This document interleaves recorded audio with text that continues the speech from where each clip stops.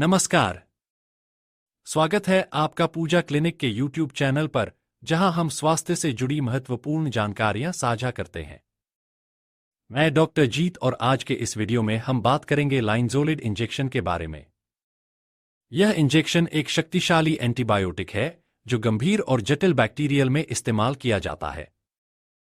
हम आपको इसके उपयोग, कार्यप्रणाली, सावधानियों और संभावित दुष्प्रभावों के बारे में विस्तार से बताएंगे। अगर आप या आपके परिवार में किसी को इसका उपयोग करना है, तो यह वीडियो अंत तक देखें। सबसे पहले जानते हैं कि लाइनज़ोलिड इंजेक्शन क्या है।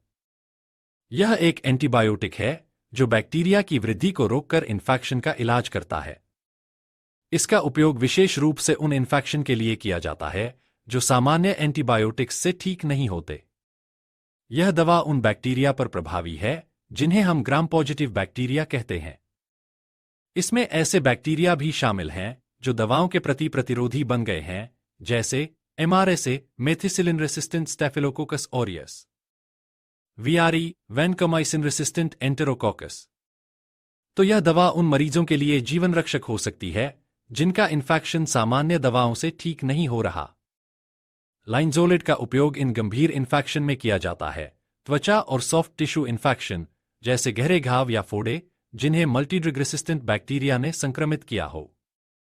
न्यूमोनिया, यह अस्पताल में होने वाला गंभीर निमोनिया या सामुदायिक निमोनिया हो सकता है। सेप्सिस, जब बैक्टीरिया खून में फैल जाते हैं और पूरे शरीर में संक्रमण पैदा करते हैं। हड्डियों और जोड़ों के संक्रमण, जिन्हें ऑस्टियोमाइलाइटिस कहा जाता है।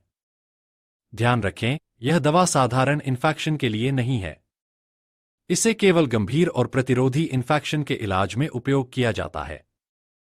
लाइनज़ोलिड की कार्यप्रणाली समझना बहुत दिलचस्प है। यह बैक्टीरिया के प्रोटीन निर्माण को रोकता है।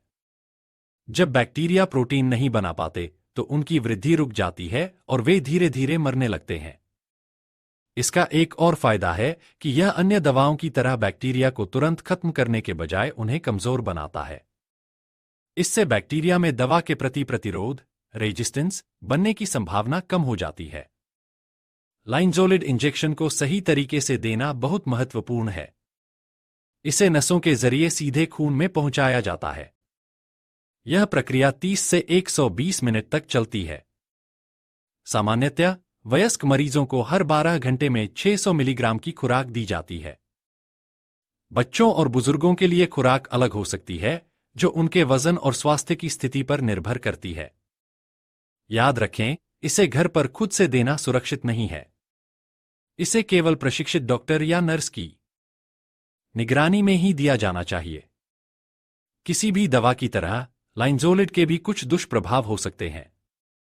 आम दुष्प्रभाव हैं सिर दर्द, मतली या उल्टी, दस्त, त्वचा पर लाल निशान या खुजली। लेकिन कभी कभी यह गंभीर समस्याएं भी पैदा कर सकता है, जैसे ब्लड सेल काउंट कम होना, नसों की समस्या जिसे न्यूरोपैथी कहा जाता है, सेरोटोनिन सिंड्रोम, जो तब हो सकता है जब इसे कुछ एंटीडिप्रेसेंट दवाओं के साथ लिया जाए। अगर आपको इनमें से कोई भी लक्षण महसूस हो, तो तुरंत अपने डॉक्टर से संपर्क करें। लाइनज़ोलिड का उपयोग करने से पहले इन बातों का ध्यान रखें। अगर आप गर्भवती हैं या स्तनपान करवा रही हैं, तो डॉक्टर को बताएं। अगर आपको लीवर या किडनी की बीमारी है, तो यह दवा सुरक्षित नहीं हो सकती। इस दवा के साथ टायरामाइन से भरपूर भोजन से बचें, जैसे पुराना चीज, सोया सॉस और शराब। इसके अलावा इसे एंटीडिप्रेसेंट दवाओं के साथ लेने से बचें, क्योंकि यह सेरोटोनिन लेवल को बढ़ा सकता है और गंभीर प्रतिक्रिया पैदा कर सकता है। चलिए, अब आपके कुछ सामान्य सवालों के जवाब देते हैं। सवाल 1, क्या यह दवा घर पर ली जा सकती है? जवाब, नहीं, यह दवा केवल प्रशिक्षित स्वास्थ्यकर्मी की देखरेख में ही लेनी चाहिए। सवाल 2, क्या लाइनज़ोलिड केवल इंजेक्शन के रूप में उपलब्ध है? जवाब, नहीं, यह टैबलेट और सस्पेंशन के रूप में भी उपलब्ध है। लेकिन गंभीर मामलों में इंजेक्शन का उपयोग किया जाता है। सवाल 3, इस दवा का कोर्स कितने दिन का होता है? जवाब, यह आपके संक्रमण की गंभीरता पर निर्भर करता है। सामान्यतः इसका कोर्स 10 से 14 दिनों का होता है। तो दोस्तों, यह थी लाइनज़ोलिड इंजेक्शन की पूरी जानकारी। यह दवा गंभीर इन्फेक्शन में जीवन रक्षक है, लेकिन इसे हमेशा डॉक्टर की सलाह और देखरेख में ही इस्तेमाल करें।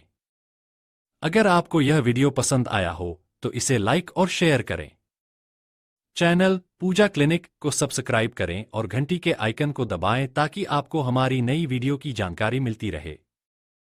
स्वस्थ रहें, जानकारी रखें। धन्यवाद।